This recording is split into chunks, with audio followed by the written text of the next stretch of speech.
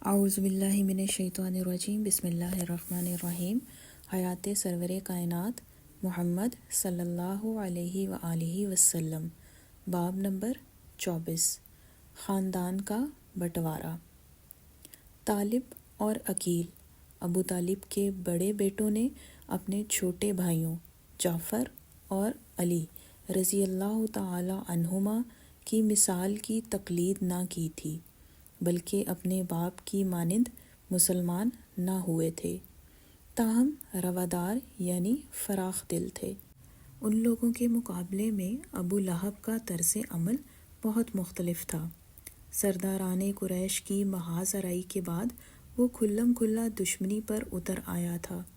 اس کی بیوی شمسی سردار ابو سفیان کی بہن ام جمیل نبی صلی اللہ علیہ وآلہ وسلم سے جلنے لگی تھی۔ ان دونوں نے مل کر اپنے دو لڑکوں پر دباؤ ڈالا کہ رقیہ اور ام کلثوم رضی اللہ تعالی عنہما سے ازدواجی تعلق کی نفی کر دیں۔ یہ بات یقینی طور پر معلوم نہیں کہ عقد پہلے ہی ہو چکا تھا یا یہ صاحبزادیاں ابھی تک محض ان دونوں لڑکوں سے منسوب تھیں، لیکن اس تفریق سے حاصل کردہ ام جمیل کی طمانینت خاک میں مل گئی جب اس کو معلوم ہوا کہ اس کے اموی رشتہ دار حضرت عثمان رضی اللہ تعالی عنہ ابن عفان نے رقیہ رضی اللہ تعالی عنہا کے لیے پیغام دیا ہے اور شادی بھی کر لی۔ یہ عقد خدیجہ رضی اللہ تعالی عنہا اور نبی صلی اللہ علیہ وآلہ وسلم کے لیے انتہائی مسرت بخش تھا۔ ان کی بیٹی خوش تھی اور ان کا داماد اس سے اور اس کے والدین سے محبت و عقیدت رکھتا تھا۔ ایک دوسرے پہلو سے بھی وہ اپنے اندر ادائے شکر کی شدید تحریک پاتے تھے۔ رقیہ رضی اللہ تعالی عنہا ان کی بیٹیوں میں سب سے زیادہ خوبصورت اور پورے مکے میں اپنی نسل کی حسین ترین خواتین میں سے ایک تھیں، اور عثمان رضی اللہ تعالی عنہ محسوس اور ممتاز حد تک خوبصورت شخص تھے۔ اس جوڑے کو ایک ساتھ دیکھنا بجائے خود موجب شادمانی تھا۔ اللہ جمیل ہے اور وہ جمال کو پسند کرتا ہے۔ حوالہ احمد ابن حنبل۔ ان کی شادی پر زیادہ دن نہ گزرے تھے کہ ان کی مکہ سے غیر حاضری کے زمانے میں نبی صلی اللہ علیہ وآلہ وسلم نے ان کے پاس ایک قاصد بھیجا۔ جس وقت قاصد کی واپسی کی توقع تھی، اس سے خاصی تاخیر کے بعد وہ واپس ہوا۔ اس نے تاخیر کے لیے معذرت کرنی شروع کی تھی کہ نبی صلی اللہ علیہ وآلہ وسلم نے اس کی بات کاٹ کر فرمایا، تم کہو تو میں تم کو بتاؤں کہ تم کو کس چیز نے روک رکھا تھا؟ تم عثمان رضی اللہ تعالی عنہ اور رقیہ رضی اللہ تعالی عنہا کو کھڑے دیکھتے رہے اور دونوں کے حسن و جمال سے محو حیرت تھے۔ حوالہ ابو القاسم السہیلی۔ نبی صلی اللہ علیہ وآلہ وسلم کی پھوپھی عروہ رضی اللہ تعالی عنہا نے اب فیصلہ کیا کہ داخل اسلام ہوں۔ ان کے اس فیصلے کا فوری سبب ان کے بیٹے طلیب رضی اللہ تعالی عنہ تھے۔ وہ 15 سال عمر کے ایک نوجوان تھے۔ انہوں نے ارقم رضی اللہ تعالی عنہ کے مکان میں اپنے اسلام کا اعلان کر دیا تھا۔ جب انہوں نے اپنی والدہ کو اس کی اطلاع دی تو ان کی ماں نے کہا، اگر ہم وہ کر سکے جو لوگ کر سکتے ہیں تو ہم اپنے بھائی کے بیٹے کو تحفظ دے سکیں گے۔ لیکن طلیب رضی اللہ تعالی عنہ نے اس قسم کی مبہم گفتگو کو ماننے سے انکار کر دیا۔ انہوں نے کہا، آپ کو اسلام قبول کرنے سے اور ان کی پیروی سے کیا چیز باز رکھتی ہے؟ آخر آپ کے بھائی حمزہ رضی اللہ تعالی عنہ نے یہی کیا ہے۔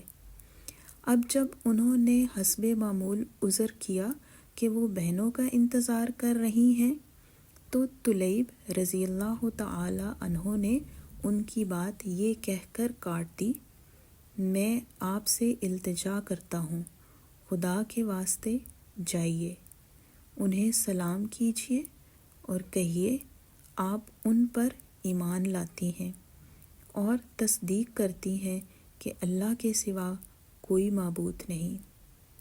انہوں نے وہی کیا جو بیٹے نے کہا تھا، اور یہ کہنے کے بعد انہوں نے ہمت یکجا کی اور اپنے بھائی ابو لہب کو اس برتاؤ کے لیے جو اس نے بھتیجے کے ساتھ روا رکھا تھا سخت ڈانٹا۔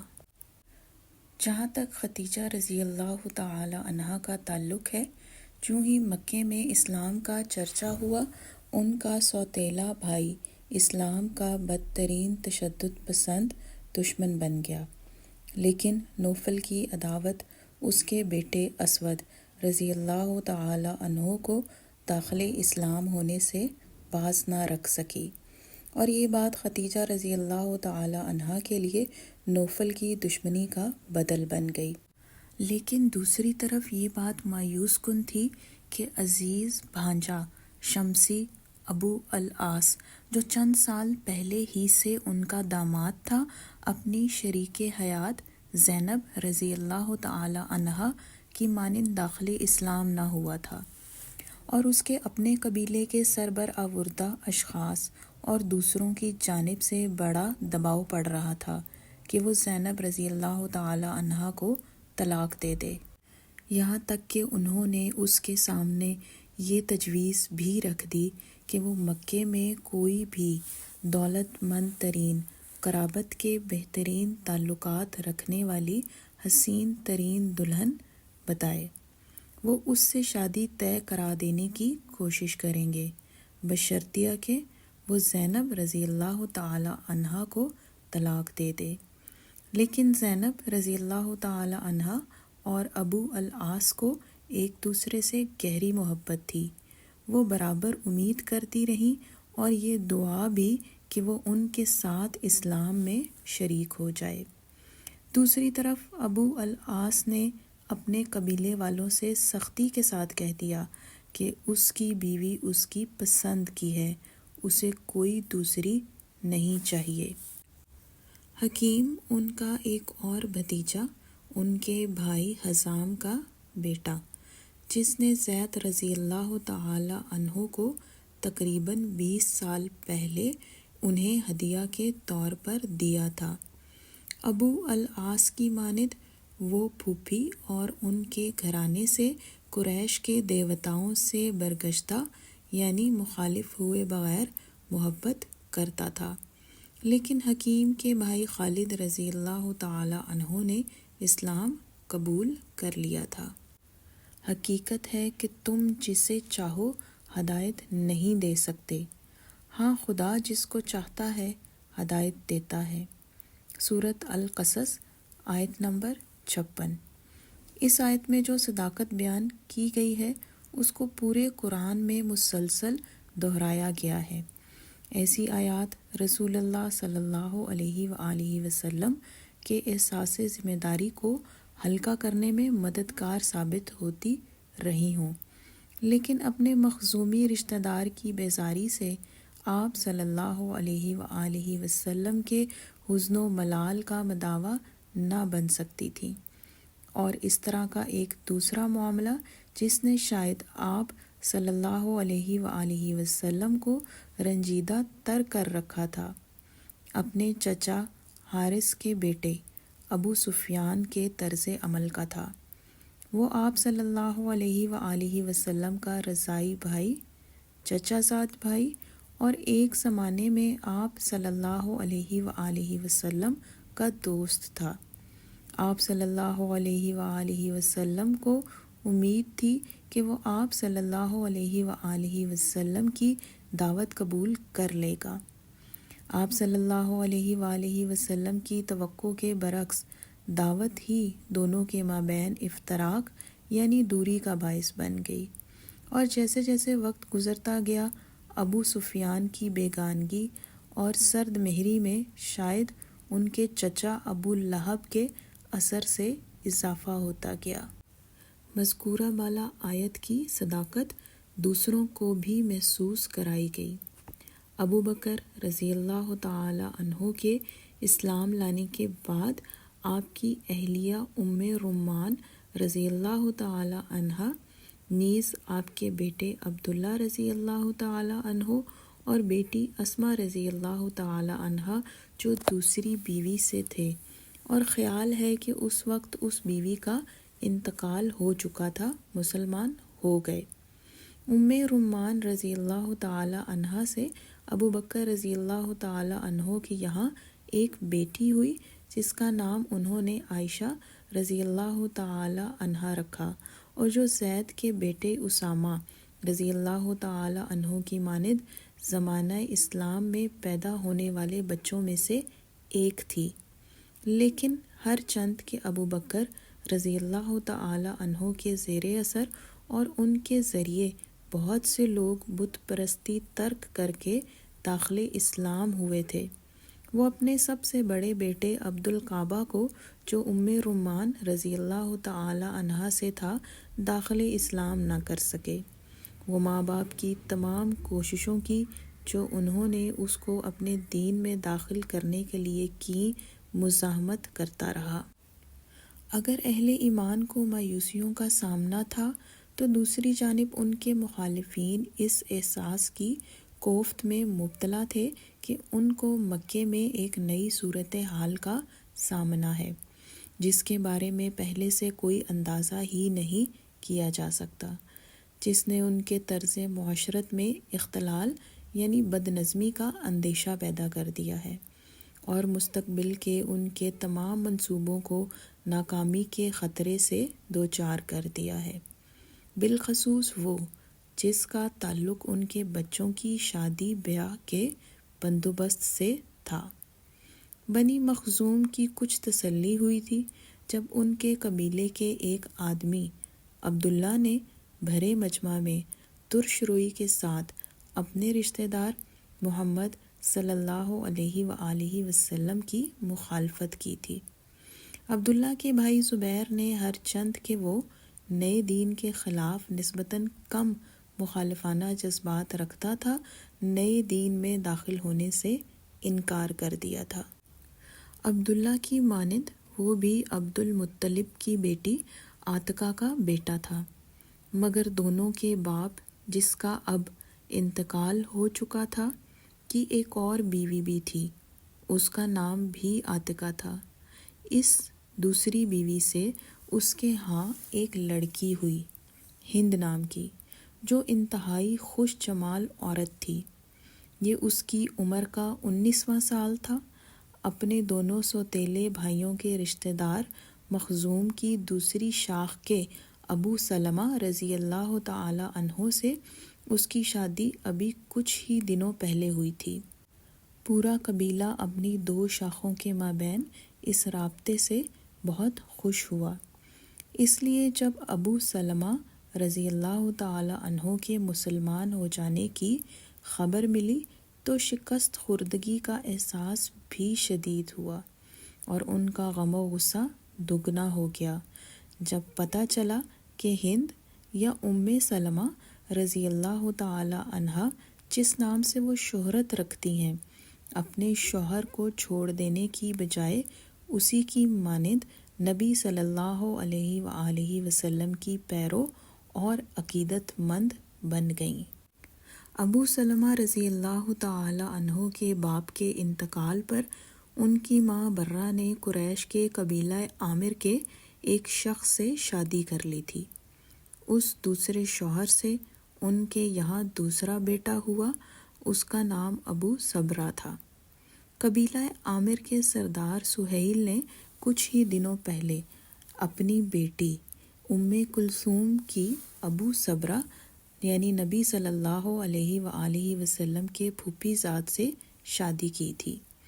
برہ اپنی بہن اروا رضی اللہ تعالی عنہا کے برخلاف ابھی تک داخل اسلام نہ ہوئی تھی، لیکن ابو صبرہ اپنے سوتیلے بھائی ابو سلمہ رضی اللہ تعالی عنہ ہی نہیں بلکہ اپنی سوتیلی ماں اپنے باپ کی دوسری بیوی میمونہ کے واسطے سے بھی اسلام سے متاثر تھا۔ میمونہ رضی اللہ تعالی عنہا اور اس کی 3 بہنوں جعفر، حمزہ اور عباس رضی اللہ تعالی عنہم کی بیویوں کی جانب ہی اشارہ تھا جب نبی صلی اللہ علیہ وآلہ وسلم نے فرمایا یقیناً یہ تینوں بہنیں سچی مسلمان ہیں، حوالہ ابن سعد۔ اور میمونہ رضی اللہ تعالی عنہا کا قبیلہ عامر میں عقد دین کی طاقتور موجودگی بن گیا۔ سہیل کی ایک اور بیٹی بھی تھی، سہلہ رضی اللہ تعالی عنہا۔ اس کی شادی اس نے ابو حذیفہ سے کر دی تھی۔ ابو حذیفہ رضی اللہ تعالی عنہ شمسی سردار عتبہ کے بیٹے تھے۔ قریبی زمانے میں عامر کی طاقت اور اثر میں بڑا اضافہ ہو گیا تھا اور اس رشتہ کے بارے میں دونوں متعلق قبیلوں کا خیال تھا کہ یہ ان کے مفاد میں ہوگا۔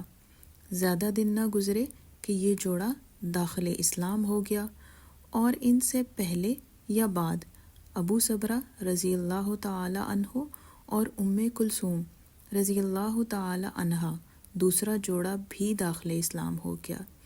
اس طرح سہیل کی دونوں بیٹیاں اور بہت سوچ سمجھ کر انتخاب کیے ہوئے داماد سہیل کے ہاتھ سے نکل کر دین کے دائرے میں داخل ہو گئے۔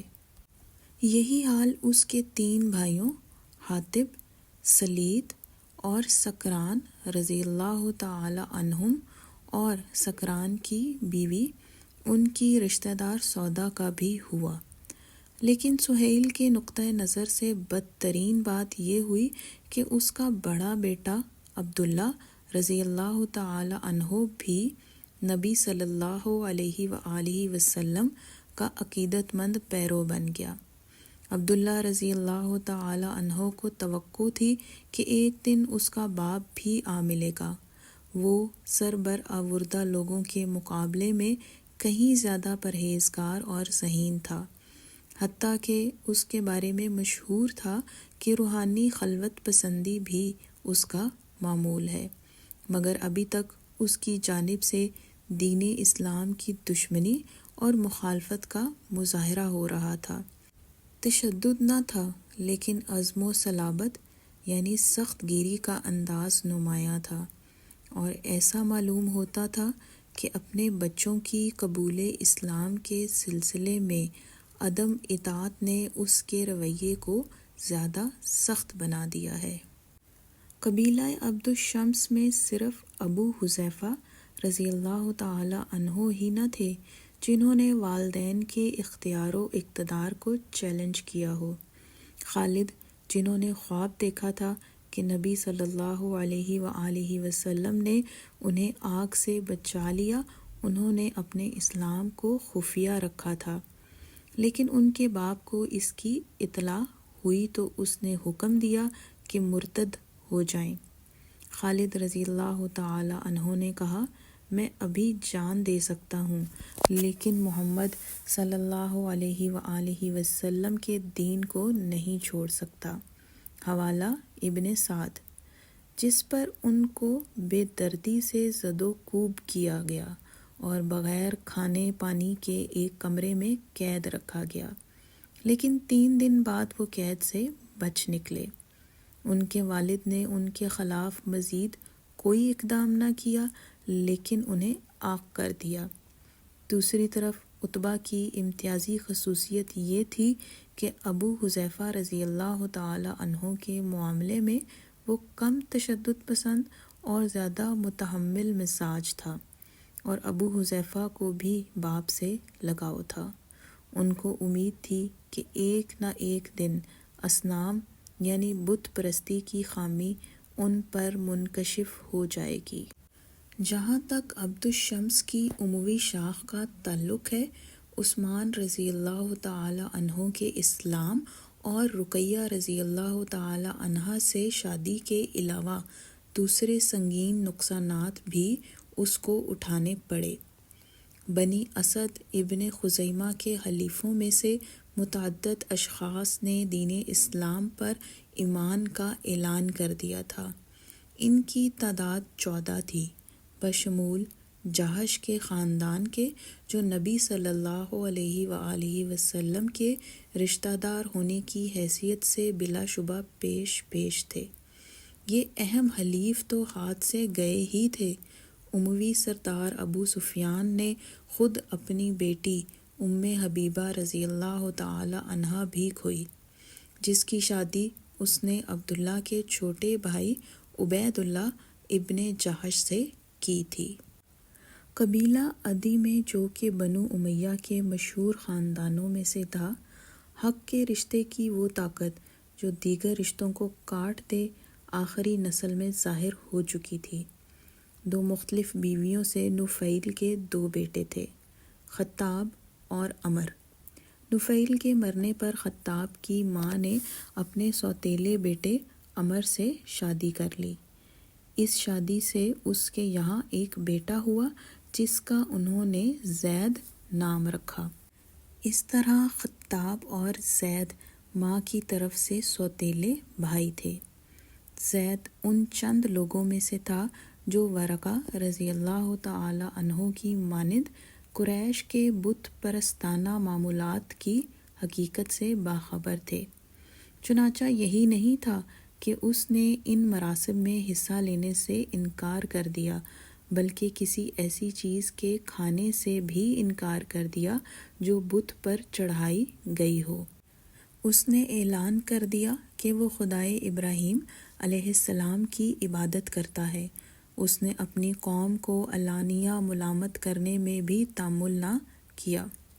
دوسری طرف خطاب قریش کے قدیم معمولات کا سختی سے پیرو تھا، اور جن دیوی دیوتاؤں کی وہ پرستش کرتے تھے، زید کی جانب سے ان کی توہین کو اس نے جھگڑے کی بنیاد بنا لیا۔ اس نے زید کو یہاں تک ستایا کہ وہ وادی مکہ چھوڑنے پر مجبور ہو گئے اور مکہ کی اوپری پہاڑیوں میں رہنے لگے۔ خطاب نے نوجوانوں کی ایک ٹولی بنائی اور انہیں اکسایا کہ ان کو حرم میں داخل نہ ہونے دیں۔ ٹھکرائے ہوئے وہ حجاز سے چل دیے اور بہت دور عراق کے شمال میں موصل اور وہاں سے جنوب مغرب کی جانب شام نکل گئے۔ دوران سفر وہ برابر راہبوں اور ربیوں سے ابراہیم علیہ السلام کے دین کے بارے میں سوالات کرتے رہے، یہاں تک کہ بالآخر وہ ایک ایسے راہب سے ملے جس نے بتایا کہ اب وقت قریب آن لگا ہے کہ ایک نبی آئے گا، ٹھیک اسی ملک میں جس کو وہ چھوڑ آئے ہیں، ایک نبی جو اسی مذہب کی تبلیغ کرے گا جس کی ان کو تلاش ہے۔ زید الٹے قدم واپس ہوئے، لیکن شام کی جنوبی سرحد پر لخم کے علاقے سے گزر رہے تھے کہ ان پر حملہ ہوا اور مارے گئے۔ ورقہ رضی اللہ تعالی عنہ کو ان کی موت کی خبر ملی تو ان کے فضائل پر مشتمل انہوں نے ایک مرثیہ لکھا۔ نبی صلی اللہ علیہ وآلہ وسلم نے بھی ان کی تعریف کی اور فرمایا، حشر کے دن وہ ایک ایسے شخص کی مانند اٹھائے جائیں گے جو تنہا اپنی ذات میں ایک فرد نہیں، ایک قوم کی اہلیت یعنی خوبیوں کا مالک تھا۔ حوالہ ابن اسحاق۔ زید کی موت پر کئی سال گزر چکے تھے، خطاب کا بھی انتقال ہو چکا تھا، اور اس کے بیٹے عمر کے زید کے بیٹے سعید رضی اللہ تعالی عنہ کے ساتھ، جس نے عمر کی بہن فاطمہ رضی اللہ تعالی عنہا سے شادی کر لی تھی، اچھے تعلقات تھے۔ خاندان کی دونوں شاخوں کے درمیان خلیج بٹ چکی تھی۔ اسلام آیا تو سعید رضی اللہ تعالی عنہ ان پہلے لوگوں میں تھے جنہوں نے اسلام قبول کر لیا تھا، جبکہ عمر، جن کی ماں ابو جہل کی بہن تھی، اسلام کے خونخوار ترین دشمنوں میں سے ایک تھے۔ فاطمہ رضی اللہ تعالی عنہا نے اپنے شوہر کی تقلید کی، لیکن دونوں میں جرأت نہ تھی کہ بھائی کو اس کی خبر دیں۔ وہ ان کے تشدد پسند مزاج سے واقف تھے۔ عمر کو اسلام سے ایک اور وجہ سے بھی نفرت تھی۔ ان کی بیوی زینب قبیلہ جمحہ کے عثمان ابن مظعون رضی اللہ تعالی عنہ کی بہن تھی۔ یہ عثمان فطرتاً تارک دنیا تھے اور نزول وحی سے پہلے ہی توحید کی جانب مائل تھے۔ وہ اور ان کے 2 بھائی ان لوگوں میں تھے جنہوں نے پہلے ہی مرحلے میں اسلام قبول کر لیا تھا۔ ان بھائیوں اور زینب کے 3 بھتیجے تھے جو داخل اسلام ہو چکے تھے۔ بلا شبہ عمر کی بیوی زینب کے بارے میں اس نوعیت پر کوئی دستاویزی شہادت فراہم نہیں ہے، کیونکہ جہاں کہیں ان کی ہمدردیاں رہی ہوں ان کو پوشیدہ رکھنے کی قوی وجوہات تھیں۔ ان کا بھائی عمر کے مقابلے میں کہیں زیادہ اپنے اصول اور عقائد کے معاملے میں سمجھوتہ نہ کرنے والا تھا۔ یہ اور بات ہے کہ عمر کے مقابلے میں کم آمادہ تشدد تھا۔ زینب اور ان کے بھائی سردار قبیلہ امیہ ابن خلف کے کم سن رشتہ دار تھے، اور امیہ ابن خلف اپنے خاندان کی مانند اسلام کے کٹر دشمنوں میں سے ایک تھا۔ امیہ ابن خلف کا بھائی ابی ہی تھا جو ایک دن ایک بوسیدہ ہڈی لے کر نبی صلی اللہ علیہ وآلہ وسلم کے پاس پہنچا اور بولا، تمہارا دعویٰ ہے محمد کہ اللہ اس کو دوبارہ زندہ کر دے گا؟ بعد ازاں ایک حقارت آمیز ہنسی کے ساتھ اس نے ہڈی کو اپنے ہاتھ سے مسل ڈالا اور اس کے ذرات کو پھونک مار کر رسول اللہ صلی اللہ علیہ وآلہ وسلم کے چہرے پر اڑا دیا۔ آپ صلی اللہ علیہ وآلہ وسلم نے فرمایا، ہاں میں یہی کہتا ہوں، وہ اس کو اٹھائے گا اور تجھ کو بھی، جب تو ویسا ہی ہو جائے گا جیسی کہ یہ ہڈی ہے، پھر وہ تجھ کو داخل جہنم کرے گا۔ حوالہ ابن اسحاق۔ ان آیات میں ابی ابن خلف ہی کا ذکر ہے۔